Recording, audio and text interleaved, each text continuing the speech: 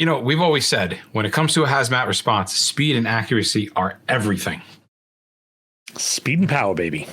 Speed and power. Well, speed and power is a Clarkson Farm thing, but speed and accuracy now, that's a 908 thing.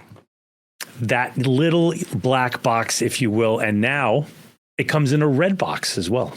Yep, and that's why hazmat teams all around the world are trusting 908 devices, S with a plural, because their handheld MX908 is now pairing with the Explorer IR, and it is an absolute game changer.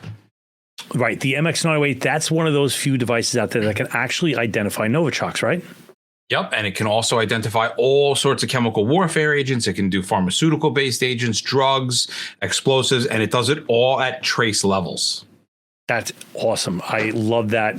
The Explorer can identify and quantify over 5,000 gases and vapors in seconds, and that is going to change the game. Yeah, that's why these meters are becoming such an integral part of everybody's toolbox. If you want to check them out, 908devices.com and upgrade your toolbox today.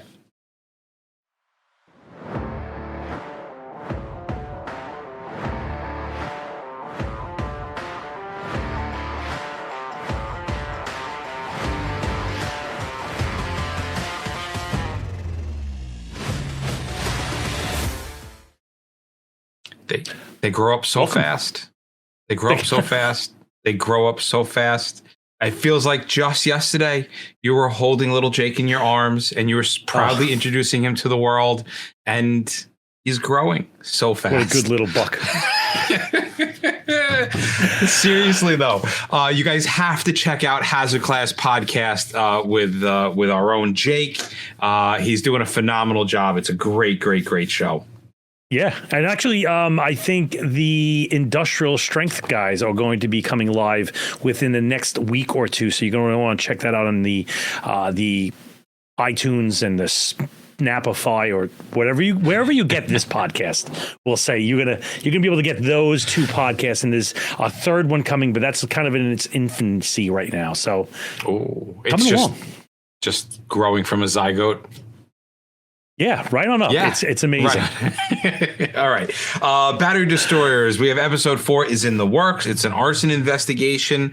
So we're trying to, I don't even know. I haven't heard anything about that one in a little bit. So hopefully it's still it's still in the works, and lots of hazmat guy swag, shirts, cups. Oh, yeah. Actually, I got a couple of new products coming out very soon. I came up with a couple of new ideas. I don't want to give them away, but we will. When they come out, there's going to be 3 new shirts, and there's going to be 2 new classes that you didn't even know you didn't want. You didn't know you didn't want. We can make you fall asleep lots of different ways. Fresh from the HMAF archive. So, but one important thing, and we'll throw it out here right now, and if you are on the newsletter, we kind of dropped this on the newsletter a week or two ago, is that the AFG grant is out, which is the Assistance to Firefighters grant. The application period just opened up yesterday, which is open through December 20th, 2024. Reach out to us at info@thehazmatguys.com to find out all the courses that we currently have that are covered, and we'll connect you with a grant specialist to make that come together. Yeah. If you need technicians, we have a way. We can get you technicians, baby. Oh, boy. Lots of stuff going on. So, yeah, if you're hearing this, get in touch with us and don't delay. That pot of money is only finite. So, anywho. What do we got today? All right. So we've got kind of this is mailbag. Mailbag. Most of our mailbags come from exterior. And this mailbag, at least the first question, comes from interior. And it was posed by me. And I reached out to the community, and I got some great answers. And I got some things that I didn't even realize. And I learned a lot. So I wanted to kind of share some of that mailbag, what I have learned from people who actually have done what I was not able to do. So the question is this is what I posted on the Hazard Group 2 on Facebook, which, by the way, if you're not on Hazmat Group 2, you should be absolutely on it, because we can quickly and instantaneously get in touch with a whole bunch of different people from around the community, and it's a great source. So the question was, I've got a question for the community out there, putting together a case study for an episode that Bob and I will be recording this week. In the report, it states that the fire department was met with a 5-foot vapor cloud in the facility from a liquid nitrogen leak. I asked this question because I have never personally had the opportunity to use a thermal imaging camera in a large cloud event, but how does a thermal imaging camera do seeing through vapor clouds like this? Looking for anyone who has actual experience. And boy, did the community have some great experiences. So we've got some videos. So right off the bat, I had a pretty good feeling that the thermal imaging camera was not going to be useful in a vapor cloud. And that was confirmed, right? The videos that were posted, there's one of a nitrogen leak from a tanker car. And I mean, like, the whole screen just goes basically black from being cold. But the one that struck me the most, Bob, was the one that you've got geared up, ready to play, right? Okay, let me just pull this up and play.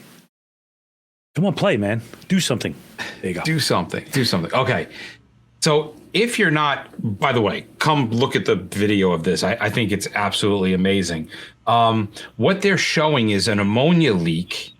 And most of the time when I asked this question, I was thinking like a vapor cloud, basically like, could we search through victims with a vapor cloud? This video shows how extreme temperature plays a role in that tick, because there is an ammonia leak. It's outside. You can't see any vapor cloud, and you on the thermal imaging camera, there is a wall of not being able to see. It's like there's nothing until the horizon. Like, everything south of the horizon is not visible. But then you can see, for those of you that are just listening to us, you can see tractor trailers, you can see a building, you can see the ground, you can see things that are there on the ground. And yet the thermal imaging camera is not showing any of that. Yeah, it's just completely blocked out by the cold air. Essentially, the cold air is either absorbing or not allowing the infrared to be able to travel through and hit the camera. And this is what amazed me. This is what I said, okay, we got to bring this on air, because I would have never expected that in an environment where the cold refrigerated gases didn't create a vapor cloud from the humidity in the air, that you would have this reaction to the thermal imaging camera. I'm kind of shocked.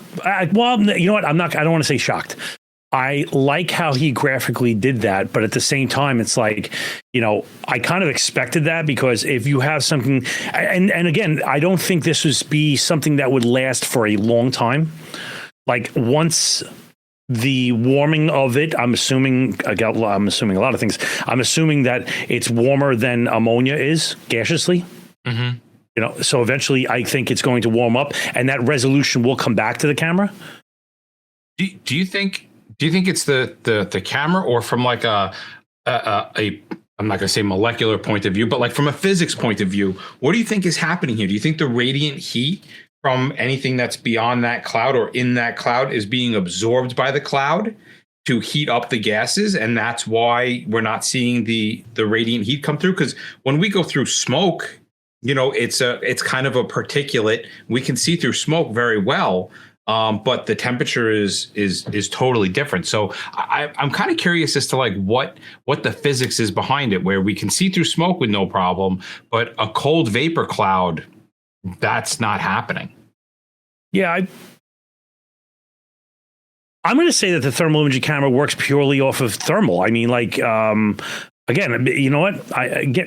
If I was faced with this on a scene where I don't have time to prepare and like look this thing up, I would say it's working off the same principle as fire. Like, you can see through the particle, you could probably see through that mist or aerosolization or gaseousness or humidity or whatever it is. Well, maybe not humidity. Now that I'm saying that. Because the that is vapor is one. The vapor is the humidity, and it kind of crystallizes in air. If anybody doesn't really, you have that aerosol particulate that crystallizes, and we kind of see that as a fog or a cloud. And it makes sense. The radiant energy can't pass through the crystalline structure of water. But then, and I've never done this either. Have you ever used a thermal imaging camera on an insanely foggy day?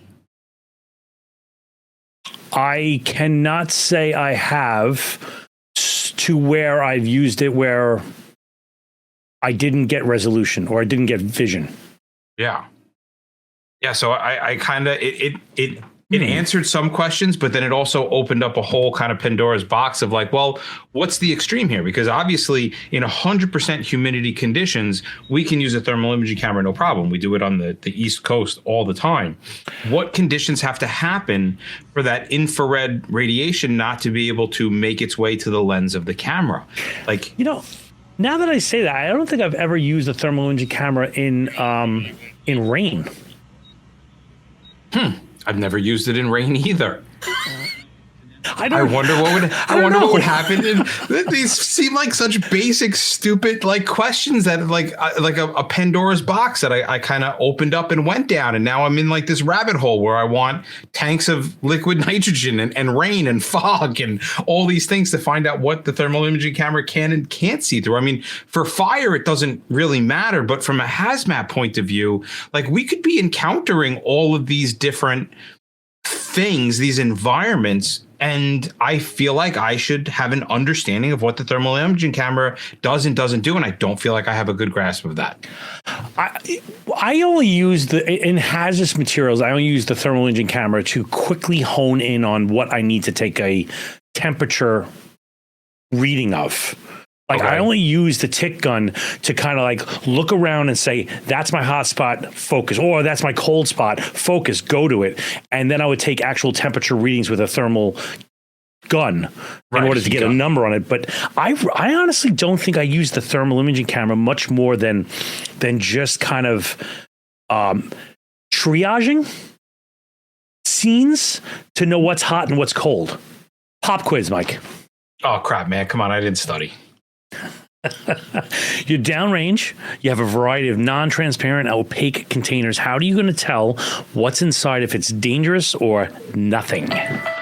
Old school. Well, I'm going to put a couple drops on my tongue, kind of see what happens. If it tingles, it's no good. No, I'm just kidding. I'm going to do the right thing, and I'm going to use a meter. Okay, but which choice? What are you going to use? What's going to be able to scan through something like a shipping envelope? Well, if I'm going to scan through a shipping envelope, I'm going to want a Raman, and I'll probably grab the Agilent's handheld Resolve. Good choice. That is in less than 2 minutes. You can identify explosives, narcotics, toxic industrial chemicals, chemical warfare agents, and more, all through a sealed, opaque container. I'm actually a really big fan of this meter from the usability side. The large display makes it kind of easy to read as I'm getting older and older. And when you're wearing PPE, you can actually use all of the buttons that are on the piece of equipment. It's shock rated. It can survive vibration, drop, all that military grade stuff. And most important of all, it can go through decon. And even for super sketchy samples, you can take advantage of the remote control through the removable Wi-Fi connectivity. And that's a bigger benefit than people realize. It has a flexible onboard library, and I'm also a big fan of this, creating your own libraries in certain situations and expanding my range of substances. So if you're evaluating different Raman spectroscopy units, you should check out the report from New Steel. They recently evaluated 10 Raman spectroscopy units, and the Agilent Resolve received the highest score of all the instruments. So check it out at explore.agilent.com/resolve. The page to the link to the independent report is on New Steel's right there. It's great. Right. But to what you just said, right? I've never had to shoot a barrel in the rain. What is that going to look like? And at what point, right? If we look at this from like an LEL, UEL point of view, when we teach LEL, UEL, and we say inside the container, it's 100%, out at the rig, it's 0%, and there's a gradient in between. Well, if we go to the extremes and we had a sheet of water, then clearly nothing's making it through. And at 0, everything makes it through. So there has to be a gradient in which it is raining too hard to be able to effectively use a thermal imaging camera. I would bet it's when you're underwater. It's like when you're actually literally underwater. I don't know. I don't know because another thing about the cameras is we're always thinking about the camera having a resolution like your cell phone where you can see rain in a video. What if the frame rate, because again, I don't know what the frame rate is on these cameras. What if the frame rate is slower than the rain, whereas the rain is past the iris before it even has a chance to see it? I would guess that there would have to be, in order to see through a heavy rainstorm, you would only see times in which there was a direct line of sight from the lens to the source with no raindrops in between. Like in those moments, you may get a flicker of infrared come through. And then the heavier it is, the less frequent those flickers occur. I am going to have to try that out. I'm going to have to throw out the old thermal imaging camera and the next mega monsoon rainstorm and see what happens. Or maybe we just go back to the firehouse and have them open up the Aussie nozzle on us. And we'll actually, maybe we'll videotape that. That would be a funny thing. All right. That'd be fun. So that was Mailbag 1. I just kind of wanted to get out what we learned. This one is a legitimate question that I think that we seriously have to walk through. So the question came to me, not via Mailbag, but a phone call. And the phone call went something like this. Hey, we no longer can find our compatibility chart on our rig. How do we determine whether or not we are okay using what we're using if we can't if we don't have like a compatibility chart? Like, how do we compare? And then, so the question after was, what if we have a chemical that we can't find compatibility for? What do we do next? We have to do something, but how do we put on PPE not knowing whether or not there's anything for it?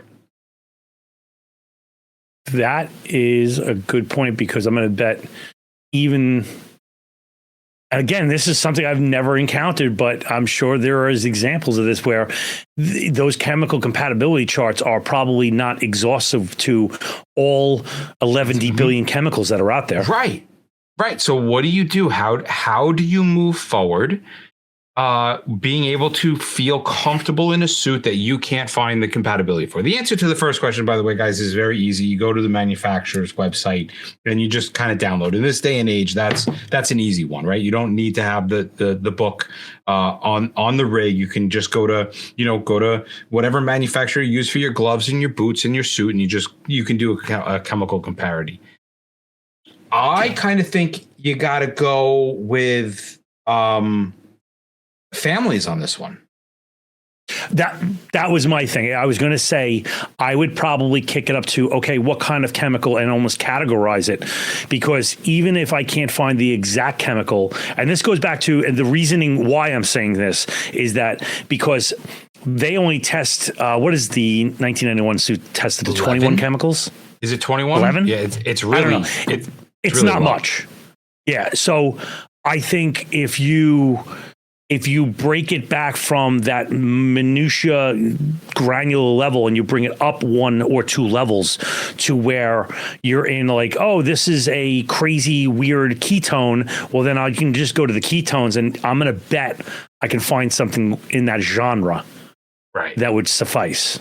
Yeah, I mean, if you're across the board, a lot of your ketones are showing 8-hour breakthrough time, 8-hour breakthrough time. I would feel more comfortable wearing that suit. I think it might limit my operation, though, where I'm going to go, I really don't want to be contaminated by this stuff. Like, I'm still going to do everything I can not to get it on me.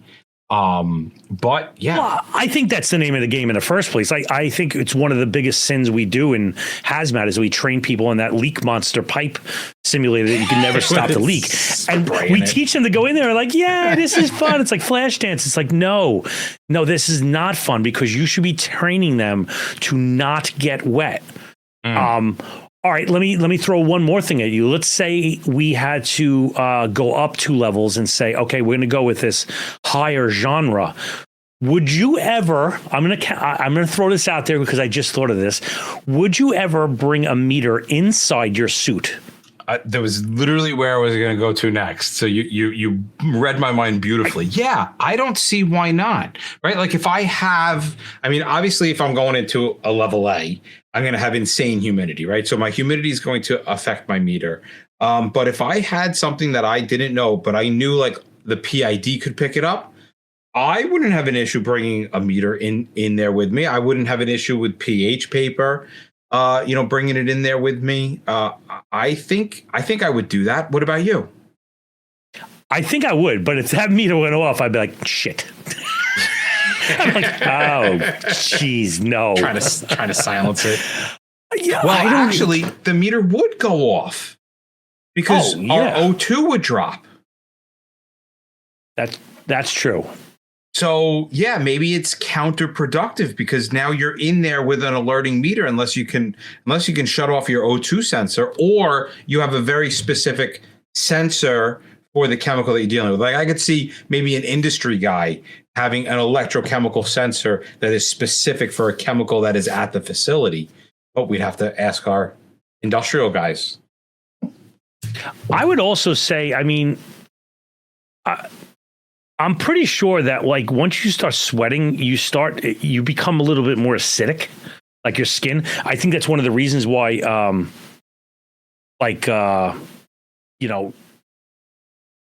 when you go into a pool, it becomes over time more basic on the most part. Okay. So I would bet your pH would just naturally go off too. Man, these are good questions. We could like myth bust the crap out of these things. I know. When I got the phone call from this, I was like, that's a really good question. I did my best. I kind of answered the same way that we would. But yeah, throwing it out there to the world and to the community, like, what would you do? And are you okay bringing a meter in? What meter would you bring in? What are your thoughts? I mean, that's the best that I can think of. That's interesting. Well, I'll be honest. Let's throw this out to the crowd. I want to know if you have any way or time or things that you've done, you have brought a meter in, and what was the results? And I would like to even know if anybody's ever done the rainstorm type thing. A Pixar, it didn't happen. And if not, we're gonna have to break out some fog lines and play with it. I'm interested in that. That's an interesting. I can make some hypotheses on this. Hypothesize. What I mean, I already gave my hypothesize. I think the heavier the rain, you're going to get to a point where the infrared radiation can't hit the thermal imaging camera and it's not going to detect it. Yeah. And I think the frame rate of today's thermal imaging cameras is probably going to be a hindrance, especially on the budget ones. I would bet that the better quality or the more expensive, we'll say, ones are probably able to have comparable frame rates. Like I remember we bought the FLIR one that plugs into your phone, and that thing had fast frame rates, like 30 frames a second, which is faster than the eye can see. It looks like constant motion. Right. It wasn't choppy. But the cheap budget ones that they usually buy for like the engines that are like, $2,000 or something like that, they're not very good. No, the hazmat ones, that's, we've played with some hazmat cameras that are very high end. Yeah. And well, listen, anybody out there that you see anything that's crazy or something like that would fit into this, please send it to us because I would love to see it, and we will share.